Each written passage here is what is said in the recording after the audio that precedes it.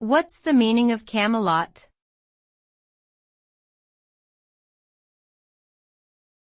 Camelot.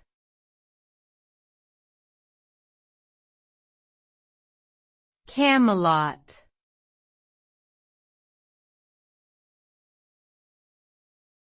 Camelot.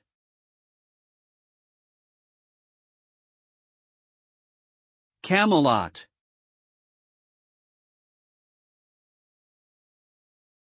Camelot is a term that commonly refers to King Arthur's court and the associated legendary tales of knights, chivalry, and adventure.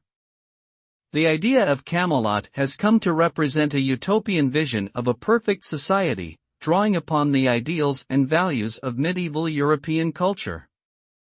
It has become a symbol of noble aspiration and high-mindedness, embodying the qualities of honor, courage, and loyalty.